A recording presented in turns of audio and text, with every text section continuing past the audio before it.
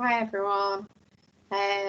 So today's lesson is all about activity and half-life of radioactive material. So we've looked at alpha and beta decay in our last two lessons, and we've discussed the fact that when this radioactive material breaks down, it decays, it can either give out alpha particles, it can give out beta particles. When it does, it becomes a different element. So, excuse me, we've looked into that. Now we're going to look at how we actually measure the activity of the radioactive source. So how do we measure what it's actually doing? So we're just going to have a little look at that today. It's not hard. It's just a little bit of maths. It's basically if you can work with fractions and you can essentially divide things by 2, then you should be okay with this. I think you'll be fine. I think generally, as I said in my other little video, if you've managed to see it, radioactivity isn't a particularly strenuous topic. I think it's quite nice and easy, actually. I think it makes a lot of sense. I have got a bit of a cough. It is not a corona cough. I have been running and my chest is quite tight, so that's why I've got a bit of a cough before you all start thinking, oh no, she's got it. It's not that. It's just in case I start having a bit of a coughing fit. That's what it is. I know you're all really, really concerned. I can sense the concern already. So super quick, just another recap, which I'm just going to do generally at the start of these videos. I'm just going to recap this to make sure that we all remember. Why are some nuclei radioactive now? I realise it was a whole week ago that we did this, so you might have forgotten, but just so you can remember, why are some nuclei radioactive? Well, it's because they're unstable and they are going to give out particles in order to become stable. So they are going to go from unstable to stable by emitting radiation. And that radiation is going to either be in the form of an alpha particle or a beta particle. And hopefully you can remember that this is our helium nucleus and that this is a high-speed electron. Okay, so that's just a super quick recap into why things are unstable, why they're radioactive, and what happens when they want to become stable. So these radioactive sources, they are active, they are doing stuff, so they are constantly giving out this radiation, so they're constantly emitting radiation. So by constantly emitting radiation, we say that they have an activity level. So every radioactive element, so radioactive sources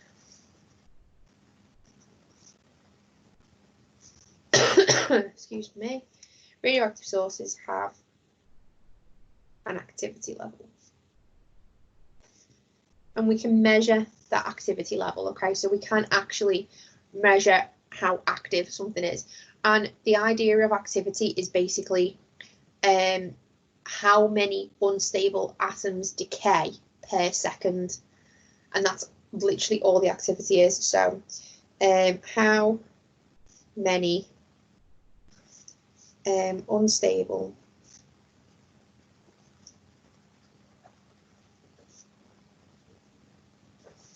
decay per second is what we call the activity. Okay, so that literally is the definition of activity. So let's put a little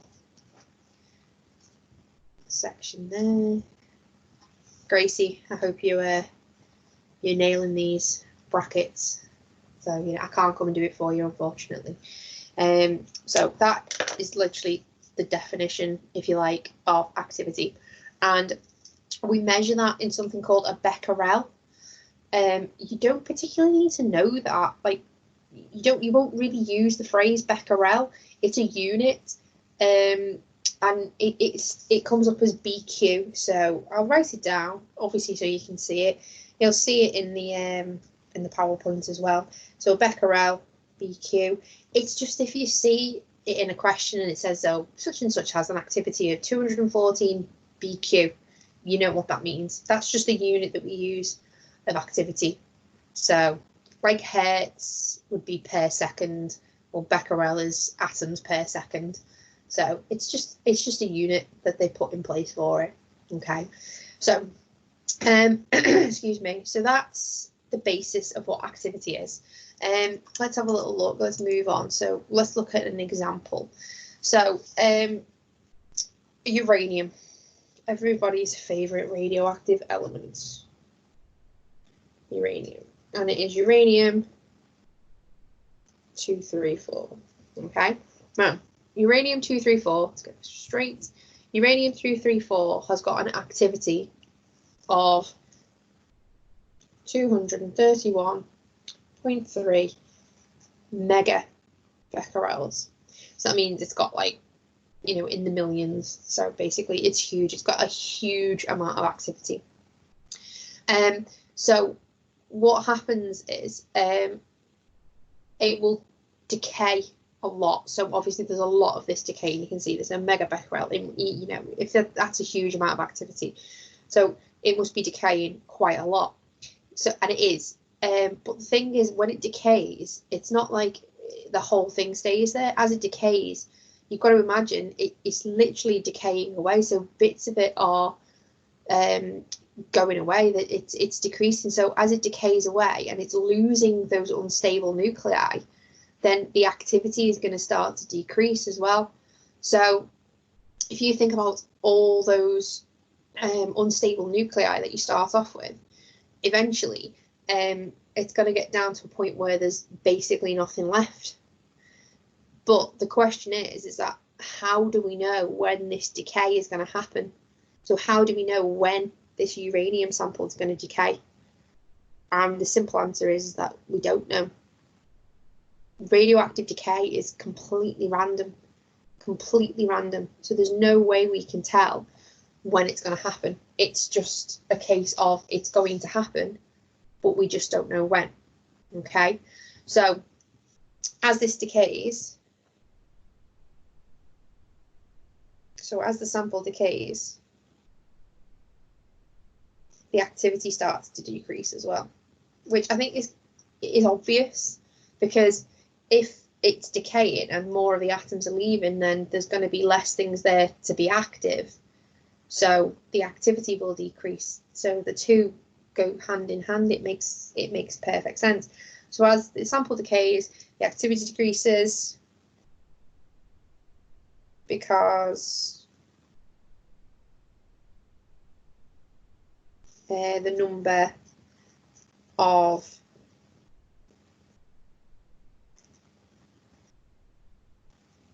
unstable nuclei decrease. And I think that makes perfect sense. Okay, so it doesn't matter which element it is. Say uranium, it could be thorium, it could be polonium, it doesn't really matter, whatever, some kind of radioactive element.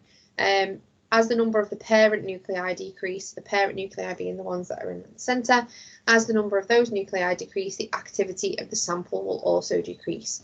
And again, we don't know when this is going to happen. It is completely random, completely random. So the decay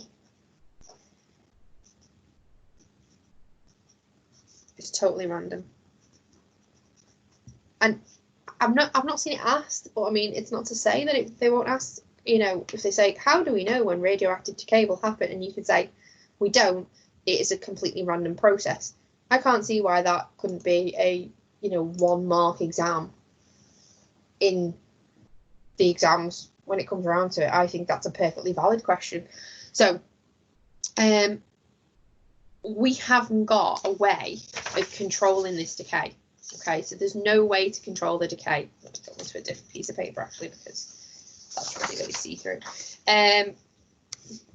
We haven't got a way of controlling that decay. Okay, we can't control it. So we've got your paper in the centre.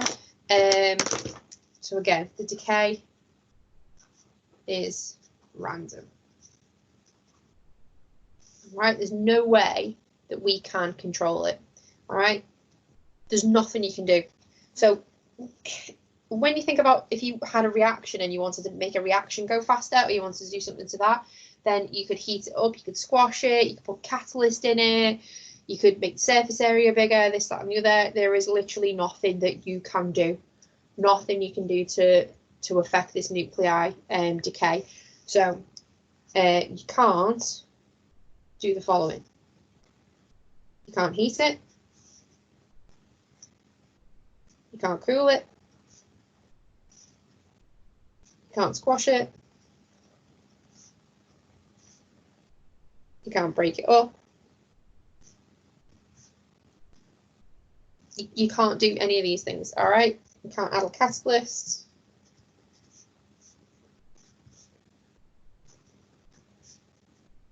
I could go on.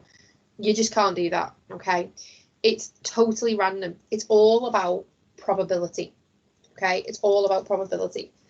And that is where the next video is going to come into play. So the next video you're going to see is of me demonstrating a model of nuclear decay. And I'm going to do that using my bag of M&Ms. So if you manage to get a bag of M&Ms, you manage to get a bag of Skittles, amazing. All you've got to do is follow the instructions in the next video. If you didn't manage to get it, don't worry. Just watch the video, follow it, listen. And then if you do manage to get a bag in the future, then you can have a go yourself. Watch that video, have a read of the PowerPoint, and then, yeah, there'll be another video after that one. So there'll be quite a few videos for you to have a watch of. And basically, it's just a case of, can we work out activity, and can we calculate half-life, which is super, super easy because it is literally half the life. So I'm going to stop this video. That was a very quick and basic introduction to what decay is and how random it is. The next video is going to be a model, and then the video after that will be what happens when we plot this graph and how we work out half-life. Okay, so enjoy, and I'll see you on the other side.